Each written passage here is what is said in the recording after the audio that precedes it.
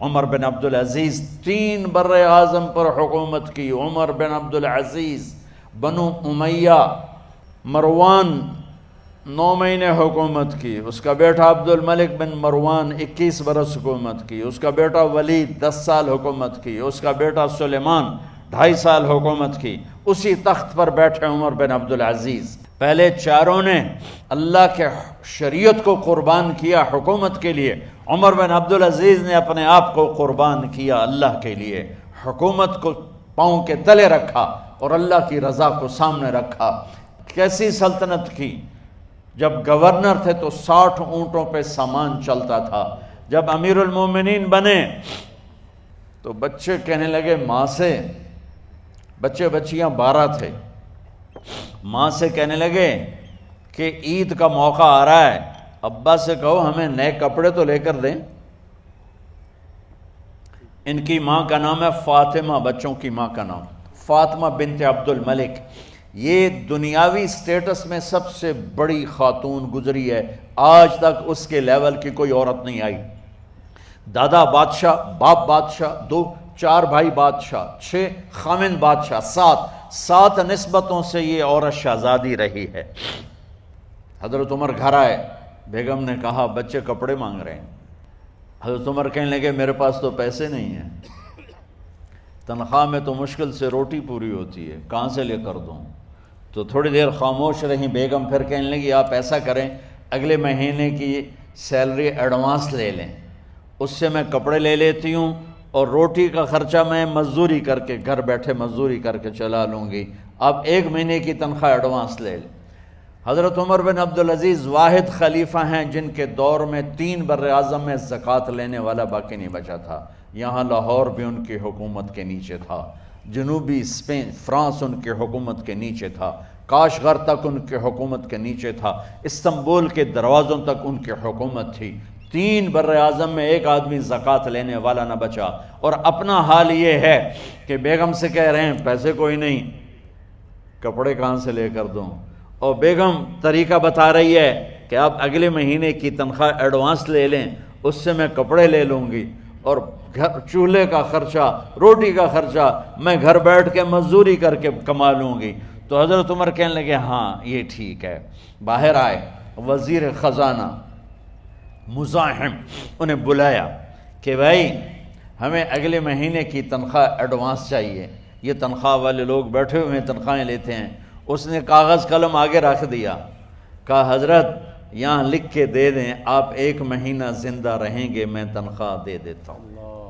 اب مجھے لکھ کے دے دیں آپ 1 ماہ زندہ رہیں گے میں آپ کو تنخواہ دے دیتا ہوں. چپ کر کے اٹھے، ایک لفظ نہیں بولے، گھر گئے. حضرت اپنی بیگم فاطمہ سے کہا بیگم بچوں سے کہہ دو کہ باپ کے پاس کپڑے لے کر دینے کی سکت نہیں ہے. اور خزانے ایسے بھرے پڑے تھے کہ زکوٰۃ لینے والا کوئی نہیں تھا. عید کی نماز ہوئی، نماز کے بعد جب ساری فیملی ملنے آئی اور بچے بھی ملنے آئے تو ان کو دیکھ کر ان کی آنکھوں میں آنسو آ گئے. کہنے لگے بچوں آج تمہیں دکھ تو ہوگا اپنے باپ پر کہ ایک جوڑا کپڑا بھی لے کر نہ دیا عید کا. تو ان کے ایک بیٹے نے کہا ابا جان آج ہم بڑے خوش ہیں، ہمارا سر اونچا ہے کہ ہمارے باپ نے مسلمانوں کے مال پہ ڈاکہ نہیں ڈالا، ہمیں قربانی کا بکرا بنایا لیکن مسلمانوں کے مال میں خیانت نہیں کی. یہ ان کا طرز حکومت تھا، اس طرح انہوں نے حکومت کی. گھر میں تشریف لائے تو بیٹیوں سے بات کی تو انہوں نے منہ پہ ایسے دوپٹہ رکھا ہوا، منہ پہ دوپٹہ رکھ کے بات کریں. تو فرمانے لگے کپڑا تو ہٹاؤ، دوپٹہ کیوں رکھا ہوا ہے؟ تو گھر کی خادمہ زور زور سے رونے لگی، کہنے لگی امیر المومنین آج آپ کی بیٹیوں نے کچا پیاز توڑ کے روٹی کھائی ہے تو وہ اس کی بو ہے منہ میں، آپ کو بو سے نفرت ہے اس لیے منہ پہ کپڑا رکھ لیا ہے. تو حضرت عمر اتنا روئے کہ ان کی داڑھی تر ہو گئی. کہنے لگے آخر میں جب تھوڑا آسرے میں آئے کہا میری بیٹیوں تمہارا باپ تمہیں بڑے اچھے کھانے کھلا سکتا ہے لیکن میں جہنم کو برداشت نہیں کر سکتا، میں جہنم کی آگ برداشت نہیں کر سکتا. اب مرنے کا وقت آ گیا. جب وہ گورنر تھے تو 60 اونٹوں پہ ان کا سامان چلتا تھا، اور جب وہ امیر المومنین بنے تو عیادت کے لیے لوگ آ رہے تھے، تو سالے عیادت کے لیے آئے، فاطمہ کے بھائی، کپڑے دیکھے امیر المومنین کے، تو بہن کو ایک طرف کر کے فرمایا، بڑے نیک سرداروں میں سے تھے یہ مسلمہ بن عبد الملک، کہنے لگے امیر المومنین کے کپڑے تبدیل کروا دو، لوگ پوچھنے آ رہے ہیں تو میلے کپڑے اچھا نہیں لگتا، کہا جی بھائی کرواتی ہوں۔ اگلے دن جب وہ حال پوچھنے آئے تو پھر وہی کپڑے تھے، تو انہوں نے ان کو الگ جا کر کہا، بہن میں نے تمہیں کہا تھا کپڑے بدلوا دیتی، کیوں نہیں بدلوائے؟ تو وہ رونے لگیں، کہنے لگی کہاں سے بدلواؤں، جوڑا ہی ایک ہے، جوڑا ہی ایک، کہاں سے بدلواؤں؟ اور حکومت کتنی تھی؟ 3 بر اعظم کی، 3 بر اعظم کی حکومت۔ ہمارا تو پٹواری امان کا نہیں ہے، اور وہ 3 بر اعظم کی سلطنت لے کر ایک جوڑے میں اللہ سے ملنے جا رہا ہے۔ ان کو زہر دیا گیا، جب ان کی موت کا وقت قریب آیا تو انہوں نے رجا بن حیوہ کو بلایا، سننے والی بات ہے بچوں، ان سے فرمانے لگے سنو، میں نے 3 بادشاہوں کو قبر میں اتارا۔ اب بچیاں تو قبرستان جاتی نہیں، ہم تو اپنے ہاتھوں سے قبر میں اتارتے ہیں، اور اوپر مٹی ڈالتے ہیں، اور اوپر اینٹیں ڈالتے ہیں، اور پھر منو مٹی میں دبا کے واپس آتے ہیں۔ یہ منظر آپ بچیوں کے تو دیکھنے کا بھی نہیں ہے۔ وہ کہنے لگے میں نے 3 بادشاہوں کو مٹی میں ڈالا، لیکن ان کے کفن کی گرہ کو جب کھول کے دیکھا تو ان کے چہرے قبلے سے ہٹ چکے تھے، اور رنگ ان کے کالے پڑ چکے تھے۔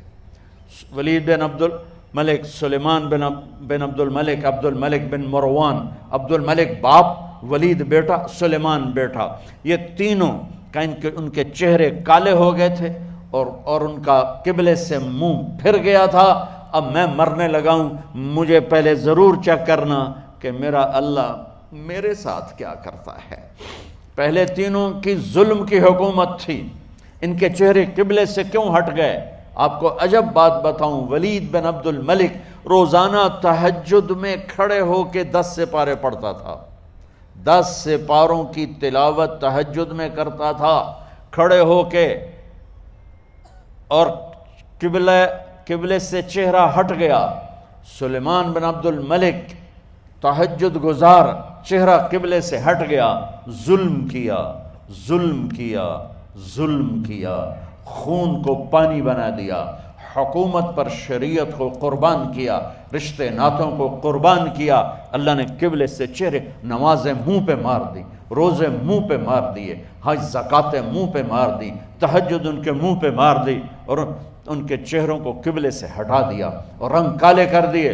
عمر بن عبدالعزیز نے اسی سلطنت کو عدل سے بھر دیا، اسی سلطنت کو عدل سے بھر دیا۔ جب ان کا انتقال ہوا، سلیمان بن عبد الملک کی ڈیڈ باڈی جب قبر کے قریب لائے اتارنے کے لیے، تو ایسے ایسے ہلنے لگا، اس کا پورا جسم ہلنے لگا۔ تو اس کے بیٹوں نے کہا کہ ہمارے ابا زندہ ہیں، تو حضرت عمر نے فرمایا بیٹو زندہ نہیں ہیں، عذاب قبر جلدی شروع ہو گیا ہے، عجل اللہ بالعقوبہ، قبر کی پکڑ پہلے شروع ہو گئی ہے، چھپاؤ اپنے باپ کو جلدی۔ جب عمر بن عبدالعزیز کی ڈیڈ باڈی قبر کے قریب کی گئی اور ان کا بھائی اتارو، بھائی وہ باتیں شروع ہو جاتی ہیں، رومال ڈالو، چادر پکڑو، ادھر سے پکڑو، تو ایک دم ایسے ایک پرچہ ہوا میں اڑتا ہوا سب نے دیکھا، وہ آتے آتے آتے آتے آتے آتے یوں آ کے حضرت عمر کے سینے پر گر گیا۔ سب دیکھ رہے ہیں۔ جب پرچے کو اٹھا کے دیکھا گیا تو اس پہ ایک سطر پہ لکھا تھا بسم اللہ الرحمن الرحیم، اور دوسری سطر پہ لکھا تھا براءۃ من اللہ لعمر بن عبد العزیز من النار، یہ عمر کے لیے جہنم کی آگ سے نجات کا پروانہ ہے۔ 3 بر اعظم کی سلطنت لے کر وہ جنت کا پروانہ لے کر دنیا سے گئے۔ جب ان کو قبر میں اتارا گیا تو انہوں نے رجا بن حیوہ سے فرمایا تھا 3 بادشاہوں کے چہرے دیکھے قبلے سے پھر گئے، رنگ کالے پڑ گئے، مجھے تم نے دیکھنا ہے کہ کیا ہوتا ہے۔ تو رجا فرماتے ہیں جب میں قبر میں اترا اور ان کے کفن کی گرہ کو کھول کے دیکھا تو چہرہ قبلے کی طرف فکس تھا، اور مجھے یوں لگا جیسے 14ویں رات کا چاند قبر میں اتر آیا ہو۔ میرے عزیزو، طلبہ و طالبات، اللہ کو اپنی منزل بناؤ، اللہ کو اپنی منزل بناؤ، اللہ کو اپنی منزل بناؤ۔